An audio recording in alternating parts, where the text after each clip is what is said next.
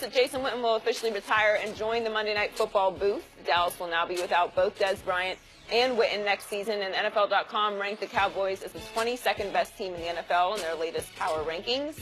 The Eagles were ranked first, and only 4 NFC teams were below the Cowboys.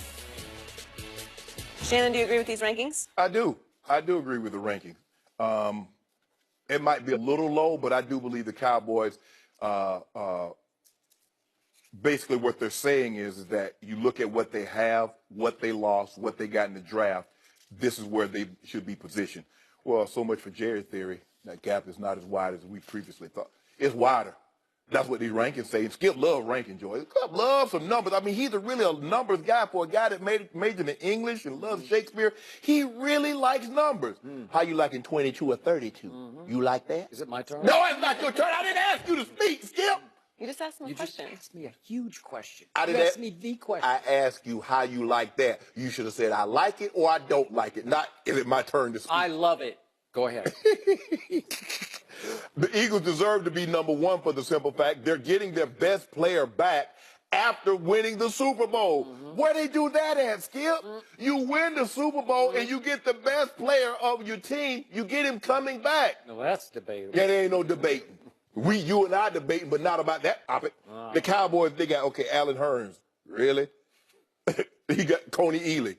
Coney Ealy hasn't been good since Super Bowl 50. One sack in his last 15 games. Now, Carolina traded him.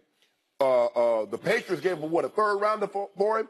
Yeah. And they cut him before the season even started. He was with the Jets, let him go. So now he's with the Cowboys, and that's what y'all pinning y'all hopes on. So you lose Dez, okay, maybe. Jason Witten, okay. But you believe that Tyron Smith's back is going to ever be the same? What about your guy? Sean Lee? Yeah.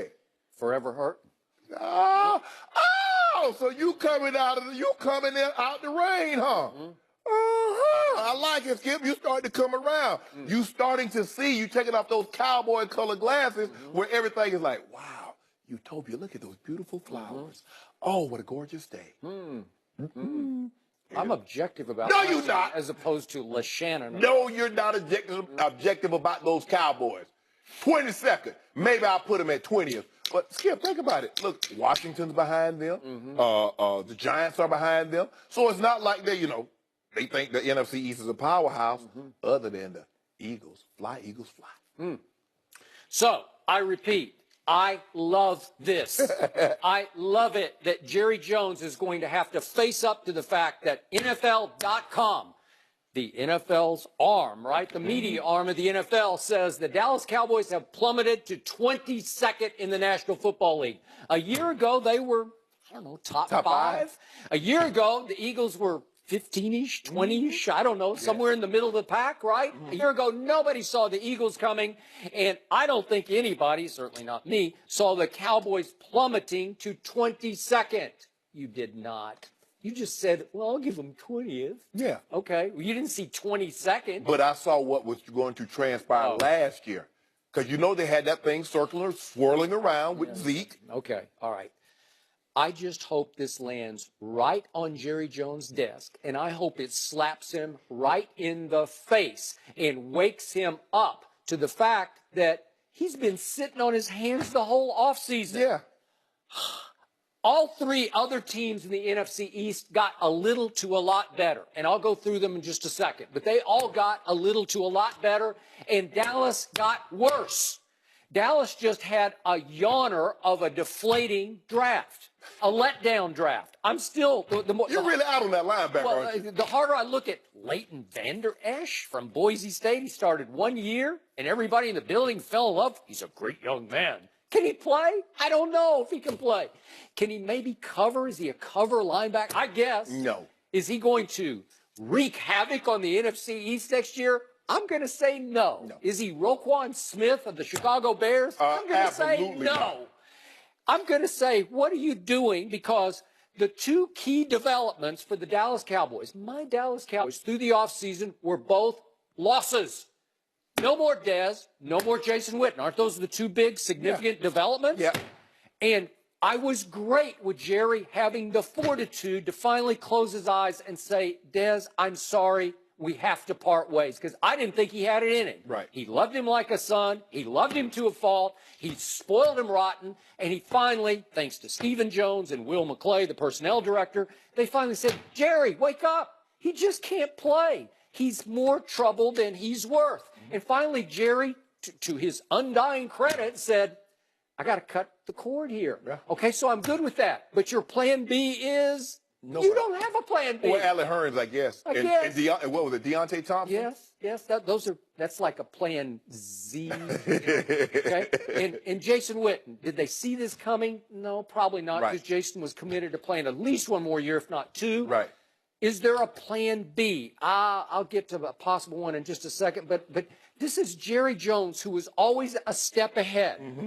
He has been a step late the whole offseason. Am I right? Yes. Because I read, reportedly, they were in the Sammy Derby, the Sammy Watkins Derby, who wound up in Kansas City. Mm-hmm. Does Jerry Jones not always get his man? Right. Do you remember, again, I'm going way back in time, but do you remember when he decided to go get Charles Haley, what happened? Yeah. He landed Charles Haley from the rival San Francisco 49ers. What about that 2-1? How about 2-1? Dion, that was the next 2 years later. Yeah. I'm going to go get that man. Yes. I don't care whatever it takes. I will get him.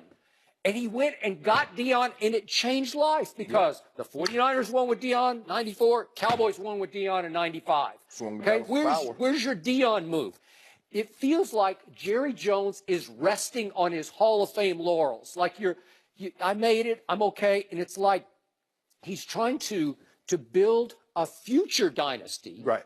For his grandchildren. Right. Like, I'm going to hand the ball to Steven and then the grandkids, and this is going to be, this is a team built for the long haul because we still have the best running back in football. And you do, as long as he stays eligible. You know? Le'Veon's the best. No, okay. he's the first best. Still have, in my book, a top 10 quarterback. Last year I would have said top 5, but I'll amend that to top 10 at this moment because he needs to improve himself. He's a top 10. No, he's not. You still have 3 offensive linemen who just a year ago, thanks to NFL.com, were ranked by the players in the players poll in the top 25 of all players, not just offensive linemen. They did not play. They played like they're in the top 300. That's what they played like. Ty Smith could not stay healthy with his back.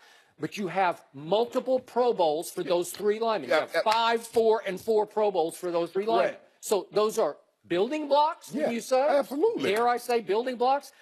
Now, reportedly, they were dancing with Seattle to land Earl Thomas. Yes. Earl Thomas is a Texan, born and raised in Orange, Texas, went to the University of Texas, obviously a mid-first-round draft pick of the Seattle Seahawks and a multiple-time Pro Bowl. He's the preeminent free safety in all of football. Thank you. And he just came back because I thought he had a career-threatening broken fibula. Remember that? And he tweeted that he was thinking of retiring. But he bounced back last year, and he made another Pro Bowl, albeit for a kind of a mediocre football team that missed the playoffs.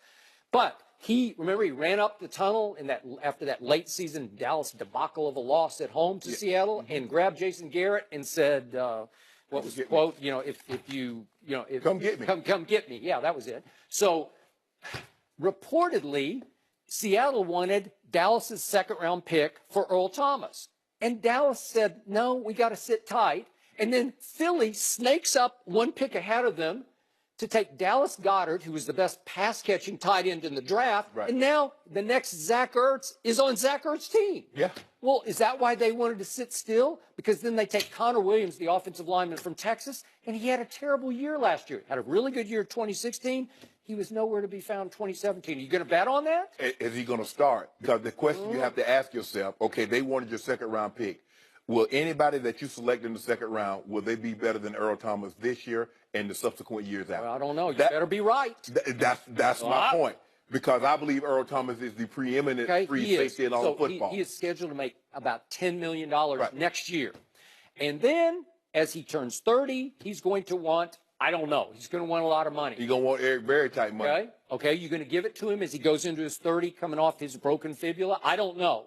I don't know either. But I just think the thing is that I do not believe the offensive lineman that they selected, Skip. I don't believe he'll give them the value that Earl Thomas would have brought to them this year. Yeah, listen, you've been on teams where you look around the locker room and you say, I got that guy. Right. I got Ray Lewis. Right. I got Rod Right. Woodson, right? Right. You're looking around. I got John Elway. Right. Well, if Earl Thomas walks in the locker room the first day of training camp, everybody looks around and thinks, we got a guy. Yeah. We got a real guy. Got range. Right? I mean, you got young corners on the edges, Skip.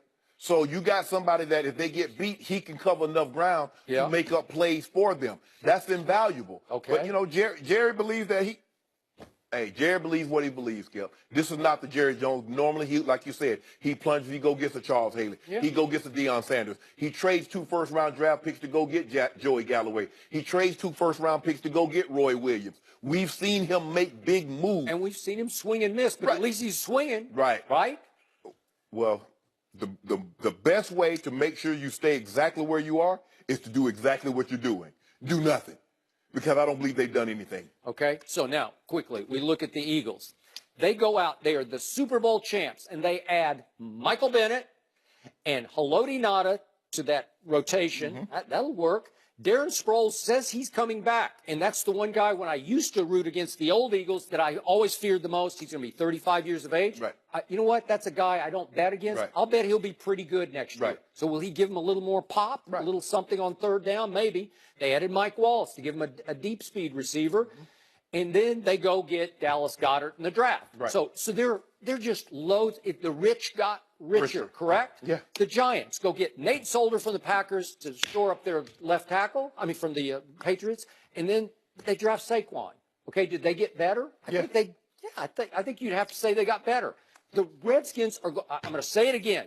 Alex Smith is a little better than Kirk Cousins. I'm just telling you he is. So they got Alex Smith.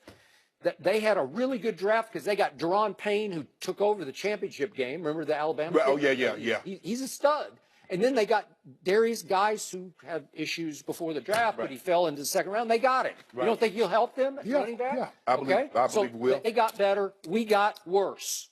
We got nowhere. The only thing I saw was a quote on ESPN.com yesterday, an insider anonymous quote that said, Dallas is sitting on Rico Gathers. Do you remember Rico Gathers? The tight end who took over a couple of preseason games and looked like a monster.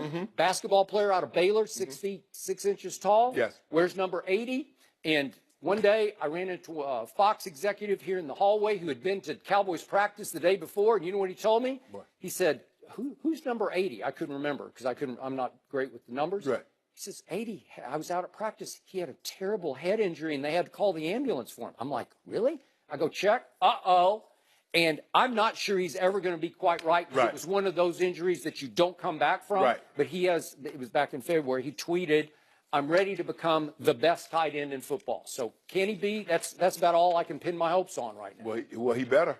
Because you had an opportunity to go get tight end. And the thing is, it seems to me, Skip, the Cowboys wait till the car breaks down before they go think about getting another car. Usually they're way ahead of the game. Now they're behind the game. You wait till Jason Witten actually retires. Yeah. You're normally supposed to start planning this path before he actually retires. You're 14, maybe it's like, you know what? I don't think Jason's going to play 20 years. Let me go ahead and get me a tight end so he can help transition me to this. Jason transition out of the game, and I got this guy that's been working with Jason into the game. They fell asleep at the wheel on this one. So, Joy, I got one hope next year. Carson Wentz. I got one hope that it turns back into W-I-N-C-E, as in, Wentz, as in he can't take the pressure to step back in for the Super Bowl MVP. And if he does start the first game coming off his, what do you have, torn everything? LCL and ACL. ACL. What if in that home opener he throws a couple of picks? We want Foles. We want. Is that Foles. what you hope? Is that your only hope? Yeah. You're hoping because it's a quarterback's game, and you have you have issues at quarterback. I don't care how many times you put Super Bowl MVP in front of Nick Foles' name. He's going back to the bench. Okay, so you can just stop trying to start trouble. He's not your average backup quarterback. That's okay. You know what they always say? You don't want your backup quarterback to be a distraction. Isn't that what they say? He's not a distraction. Was he a one-hit wonder? No. He's gonna be looking at that Microsoft Surface. Who closed the game out against the Rams here in L.A.? Oh, it was Nick Foles, who beat Atlanta in the playoff game. Who torched the Minnesota Vikings' #1 ranked defense? Oh, it was Nick Foles. Who outplayed Tom Brady, according to you, in the Super Bowl? It was Nick Foles. Carson Wentz would have did it worse. He would. Carson Wentz might have had about 450. Next up, Kevin Love struggled big time in the Cavs' Game 1 win against the Raptors.